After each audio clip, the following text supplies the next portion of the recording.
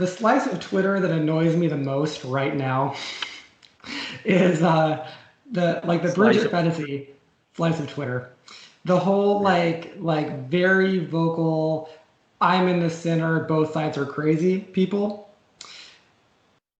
I mean, I could talk a lot about why this annoys me so much, but it's like those people I've noticed. Let's just say let's give Bridget Phetasy the benefit of the doubt that she actually listens to both sides and she hears both sides, and then she calls the extremes of them crazy, right? I've noticed that those people, they never, ever, ever talk about policies. I have never heard Bridget Phetasy, like she hates on Joe Biden for like his cognitive decline. She's never talked about his tax policy. You know what I mean? Like things that actually matter. Like his tax policy that he You said that just to a talked lot of about is people on what's that's a up? lot of on Twitter, right? I mean, I don't It even talk is. about policy that much. There's a lot of talking about the talking about itself, right? There's a lot of talking about the discussion. It's sort of Right. scanning and a running tally of who recently said what and who appears to be on what side and what they're insinuating, Although what you can, not a lot of real meaty policy discussions. okay, but here's a contrast these the very vocal, proud centrists like Bridget Phetasy. David Pakman on the left goes hard on policy, and on the right you could say that Ben Shapiro at least gives a fairly careful analysis for why he believes what he believes, and he will discuss specific policies. Yeah. And there's it's not shocking to me that they've like chosen a side, because they realize the details of this world of thought versus this world of thought, and like they're willing to get to go all in on that. And that to me is so much more respectable than just like, oh, both sides are crazy. Let's not worry about the tax policy, or let's not worry that Joe Yeah. Biden wants to like decriminalize The marijuana, whole as if that doesn't matter. Yeah, they're really just sort of signaling an effective state of let's call out the crazies on all sides and just and get back to making America run. Well, Right. to make America run, you actually need to look at policy, and that often means some very real uh, um, instance of precluding the other side's policies. It feels sort of glib. In other words, this centrist gesturing toward they're all nuts, but never discussing policy. Yeah. Does that suggest that if you were to really delve into policy, it would lead you away from some sort of bipartisan centrist attitude necessarily? So I think that there is room for centrists, and I think that most people are centrists, which is why uh, uh, Donald Trump was elected when he talked about populist policies, and Joe Biden was elected just because he's very down the middle on all things. Like the country is fairly populist in terms of uh, you know most issues are just pretty down the middle aside from the extremes. But being able to like articulate like where you stand in individual policies, I think is fairly important. And once you start to do that, you probably do pick sides. I mean, obvious ones are like abortion. Everyone knows where they stand on abortion, and that kind of arbitrarily determines whether you're going to vote Democrat or Republican. Um, I think that like just do that, but then pick five more policies, and then just kind of be honest where you stand on those policies, and pick the party that's gonna most align with getting those through. Yeah. I wonder to what degree these policies are necessarily interact with each other in such a way that you will always see by anyone who's being honest and knowledgeable about these a pattern emerge where okay, yeah, it's definitely more Democrat, or yeah, it's definitely more conservative. Like if you were to just like try to take each policy on its own terms, what does that really mean exactly? Because it sounds like you could end up theoretically in between Democrat and Republican, just looking at it all on its own terms. Maybe like nuclear energy would be one, if it's not clouded at all by a broader kind of environmentalist ethos, right? Yeah. But but how much of the policy that goes into nuclear energy includes that environmentalist ethos? So if you were to ditch that, you're necessarily ditching a broadly democratic mindset. And so Yeah, in other words, yeah, I don't know how much you can really look at them each on their own terms because there are hidden value assumptions that link all of them together, right? On the Democratic side and on the Republican side somehow. Right, and just to throw out just another just wrench in this conversation that's just pertinent and also very relevant to this election is I do appreciate the Brett Weinstein approach where he has this like Unity 2020 idea, if you follow this at all, where Yeah. he wants like an actual centrist platform where he has like a moderate liberal and a moderate conservative on the same ticket. Um, in order to actually make it so that the special interests, like the big business interests that kind of Yeah. rule both the Democratic and the Republican Party, that they're not pulling the strings and we're really just voting for the same monster. There's a lot of value to that, I think. I mean, I think that he's you know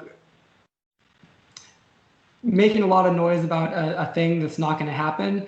But I'm kind of glad that it is because it's making us, just like the Hill, the Rising on the Hill. They talk about this a lot. Yeah. They're just kind of like both Democrats and Republicans. There's a reason why people kind of hate both parties because they have so many corporate interests. Like that's important to talk about. I think that's a really important issue. Yeah. I wonder, like, if you were to actually pick apart the brain of someone who hates both sides, would it be because they feel like both sides are ultimately under the sway of, for instance, you just said big business? Well, tease that out, feeling that society is too much under the sway of big business sounds more left wing than right wing. Now, there's an emerging number of conservatives who are trying to fight that tendency, right? Because they're also against big business. But when you start looking into, kind of the big picture ethos at work in the minds of these people as to why politics can't function correctly, that itself gives away a somewhat ideological stance that you can map to left or right. Right. Yeah. I mean, that's a really good point. I mean, like it is fascinating to me how Trump won in 2016, and it was kind of like appealing to that side of people where they're like, they hate the quote deep state, and part of that was kind of like an anti, corporate globalist business thing because when they're like we're anti-globalist, that's anti-big corporation. Yeah. I mean, at least that's how that reads to me. That was all Steve Bannon though, as far as I can tell. I remember some discussion afterwards of that. It turned out a lot of the voters, what they disliked about Hillary Clinton and why they opted for Trump was she reminded them of, the credentialed manager in their life. Yeah. At some level, right? The person your boss introduces you to on some Wednesday morning and who says, "Well, be with us for a few days observing." And then 2 weeks later you get a pink slip or something. That's who they reminds them of. And so you can go in a left or right direction with that. So a kind of bland, bureaucratic, managerial thing seems to be an attack on the left, like the modern welfare state, the dispensation of positive rights, to Social Security, Medicare, blah, blah, blah. So that would make that sentiment, that kind of vague sentiment that drove Trump voters, a right-wing thing. But if it's Mitt Romney, hedge fund manager, corporate thing, if you can somehow convince an observer that it's coming from that direction, well, then it sounds more friendly to left and social democrats. Yeah. So, yeah, it's weird too how politics has been muddled by like the introduction of demographics as a substitute for ideology. So what I just laid out, combined with or coming from a person that looks like Joe Rogan, kind of muscly, kind of cis straight dude. Right. I'm going to assume it's coming more from the right wing direction. Just looking at that, right?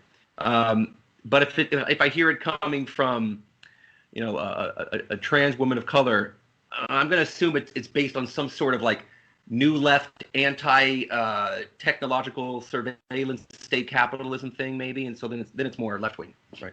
Right. So yeah. Well, I mean that kind of reminds me of an article that I wrote for Quillette last year, where I mean, there's a lot of talk about like the idea of like the YouTube rabbit hole, that like we're terrified of people falling down the YouTube rabbit hole and becoming like radicalized, mostly to the right, sometimes to the left, and it's mostly like a right phenomenon.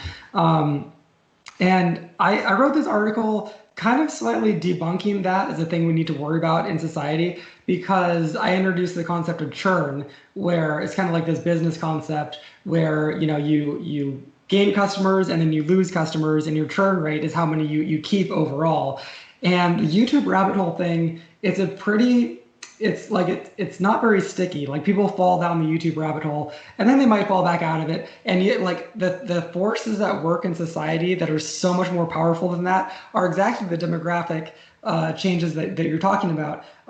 It comes down to like urbanization. When you move to big cities, you become more liberal, and like there's a mass movement towards urbanization. It's education. People are getting way more educated. The more educated you get, at least nowadays, the more liberal you tend to be. And it's also like the loss of religion that people have in their lives. The least religious you become, you're no longer being taught to embrace these conservative values every Sunday morning, and so you're going to be slightly more left-leaning just naturally because those forces and probably several others way more powerful in terms of like where the general trends of society are going than like the radicalization that happens online, which I think is just not very sticky.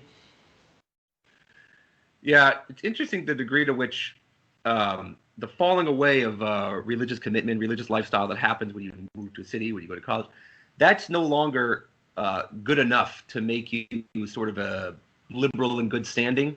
Like just the shedding of that previous heavy societal moral commitment.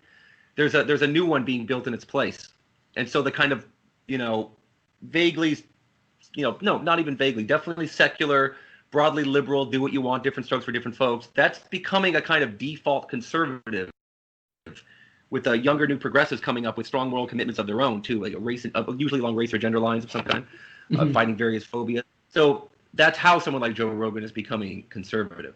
You not only, if you complain about this new so-called woke religion that's replacing the old actual religion, you're definitely on the wrong side of it. But even if you just never really talk about it, or you seem like some kind of laggard, you seem as if you seem unaware of certain filters and talk points and angles you should be approaching politics, that's enough to be conservative too, just sort of default. Ezra Klein kind of spelled out that yes, that's really what it's about now, and it's how a lot of the IDW could be thought of as actually right wing and not liberals anymore. In other words, yeah, the beleaguered, old-fashioned liberal, the disillusioned liberal is the new conservative. To some degree. Yeah, I guess I kind of went. Go. Yeah, that is probably true in the sense of like the idea of being a conservative, like the root of that is trying to conserve some aspect of your culture. And so like the IDW slice of the left is trying to conserve like more of a classical liberalism sort of thing that the right has kind of like crept into.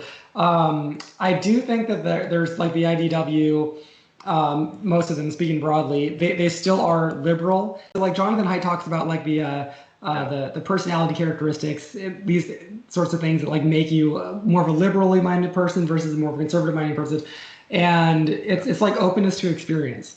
And a lot of the people in the IDW who want to conserve a very specific part of society, they're still liberals because they're still like very like open. Like Joe Rogan is a perfect example of this. He's like, do what you want, like do whatever you want. Like he's open to experience. Like he's done like he's a Fear Factor guy. He's clearly a liberal human by the his everything he does is being open to experience. That's like the definition of what a liberal is. I mean, if you were to ask someone like Jonathan Haidt anyway.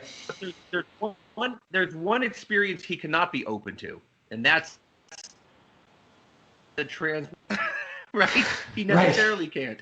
So that's, I'm being a little bit facetious, but that's what I'm getting at, right? So that 1970s to sometime in the 2000s kind of libertine leftism that didn't put identity politics foremost, that's becoming a kind of a default conservative thing. So yeah, he's high on openness to experience, but it can only take him so far. It can only take you and me so far. Is there a I mean, it's very this is such an interesting topic to me because I kind of like walk these lines myself in my views, and living in San Francisco, it's, that crops up all the time. But is it ever fair to say, like Joe Rogan, for example, could you make the argument, is fully progressive and fully liberal, but like certain slices of the far left have, to quote Bridget Fetisi, like stopped using logic, like lost their minds, that sort of thing.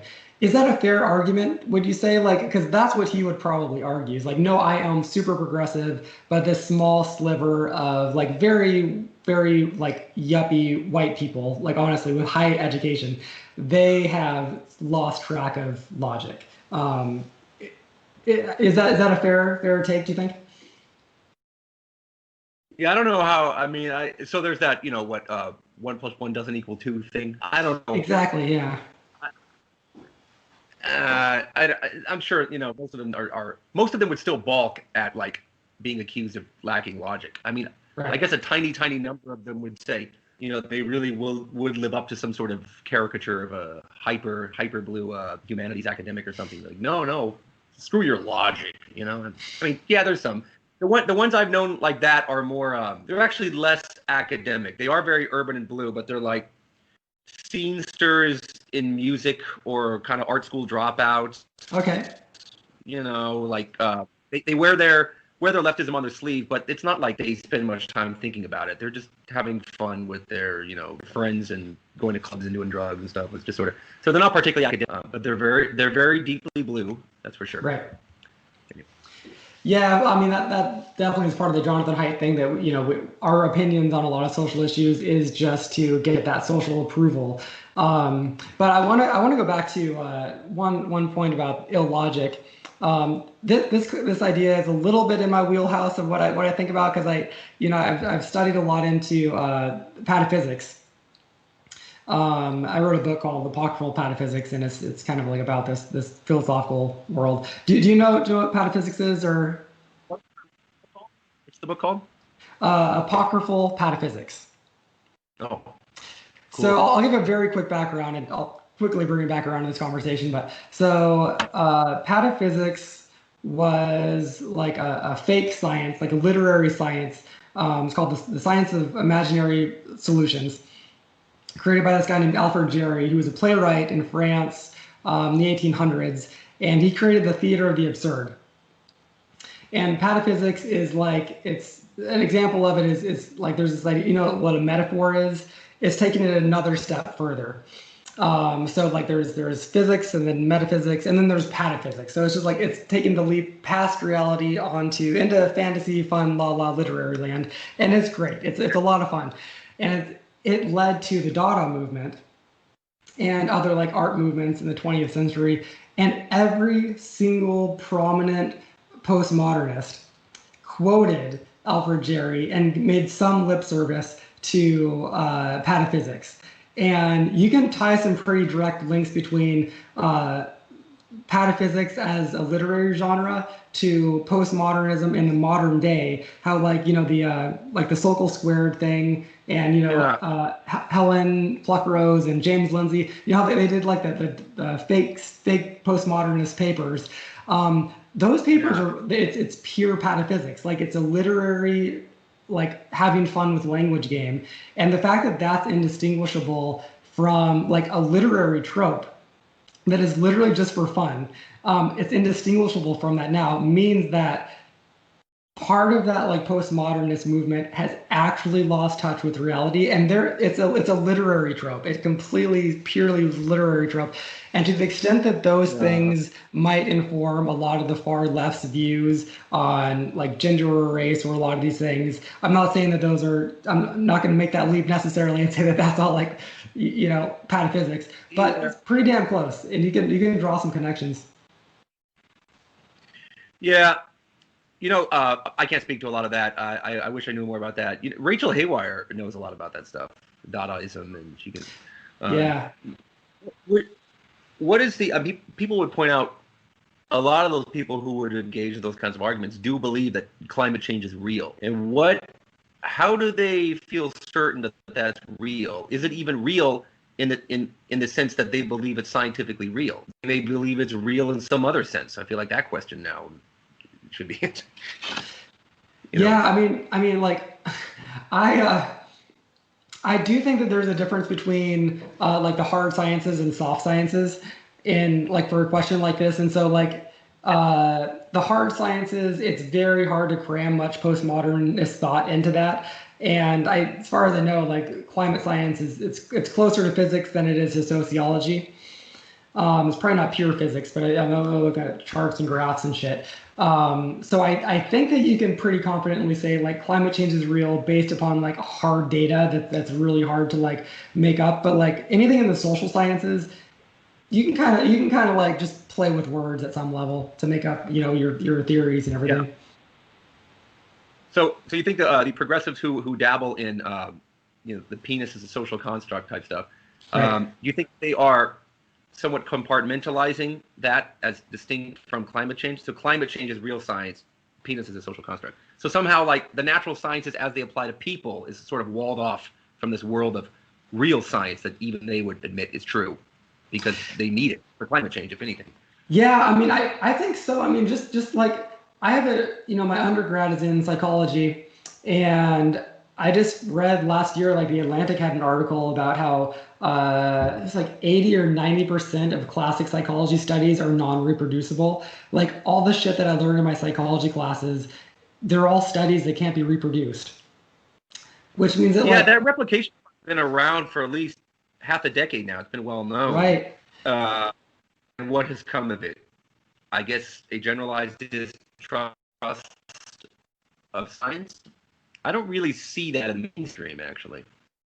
But Well, I mean, that just kind of speaks to maybe like that the social sciences and like, how like most social science studies are at some level done with like a selection of like undergrads where you'll fill out a survey. I mean, when I was doing my psych degree, I did this. Like I had people come in and like do my study, and they're all undergrads. You pay them $20 to show up for an hour and to do whatever you have them do. That ends up being written up in some grad student's paper, and then that becomes the new psychology, knowledge of the day. And there's that just has a lot that of problems with the methodology of all that. weird bias, Western educated, individualist, rich democratic. I forgot what they all stand for. Every Yes. letter. Yeah. Right. It is exactly the weird thing. Yeah. So psychology in particular is suffering from that, not economics per se, macroeconomics especially, and probably in my opinion, a replication crisis.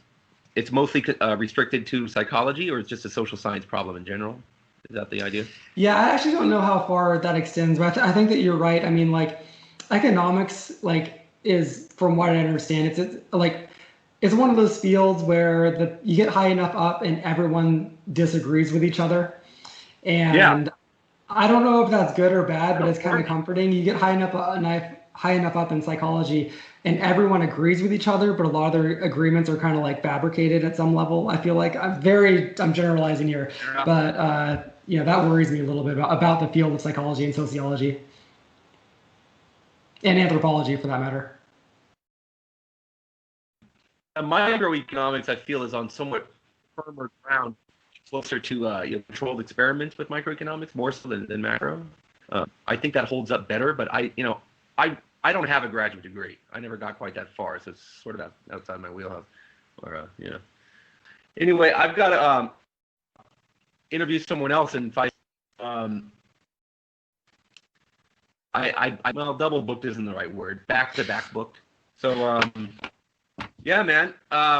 Be well, and sort of a. We didn't like wind down. It feels like a blunt ending. I'm sorry about that.